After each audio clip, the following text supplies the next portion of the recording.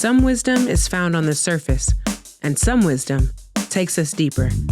Welcome to Get Deep, where we dive into the thoughts, truths, and affirmations that help us grow, reflect, and move forward.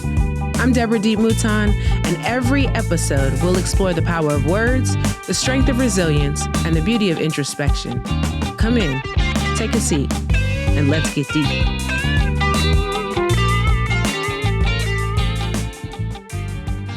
I think fighting is a part of life. Whether or not it's a simple disagreement or a need to strap on boxing gloves and get in a ring, there is a need to process conflict in a healthy way.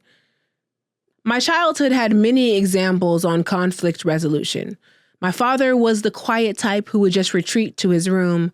My mother would yell and scream, making a spectacle when she didn't like what she saw, even though most of the time she was right. And my brother followed suit after her. They would constantly get into arguing battles that I kind of sat in the middle and watched. I didn't really know what my fighting style was. Was I more like my father or more like my explosive mother? Did I fall in the middle of the two, sometimes being a little more unpredictable? It wasn't until middle school that I realized that sometimes a fist fight was where I landed.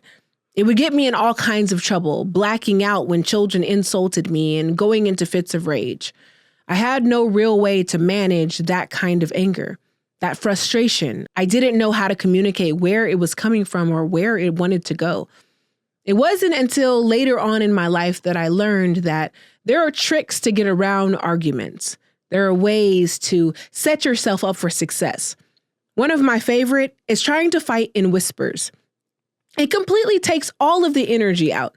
Have you ever seen an angry person whisper? It's a lot harder to communicate the frustration, and actually it feels a little silly. My husband and I practice this often when we get into disagreements.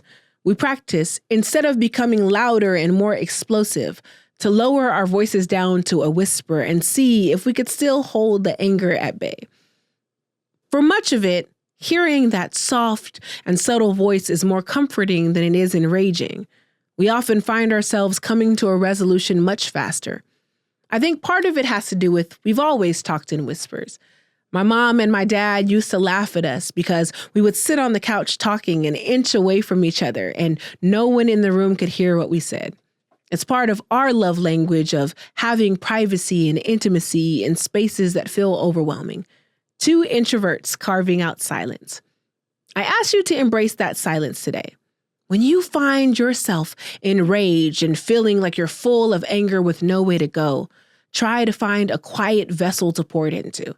Whether that's screaming it out in the forest and coming back down to the silence or finding a way to talk it out in a whisper.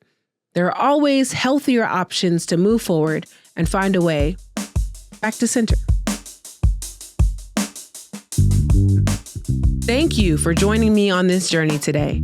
I hope this moment of reflection stays with you, guides you, and reminds you to keep going. If you found value in this episode, let's keep the conversation going. Follow me on Instagram at Live Life Deep and share your thoughts, your wisdom, and your light. And if you're enjoying the podcast, the best way to support it is simple. Subscribe, rate, and leave a review. Your support helps others find this space of growth and inspiration. This has been a Gemini's production. You can explore some of the other podcasts on the network by going to GeminisProductions.com or following on Instagram, TikTok, or YouTube at Gemini's Productions. Until next time, remember, you've been given today. What you do with it is up to you.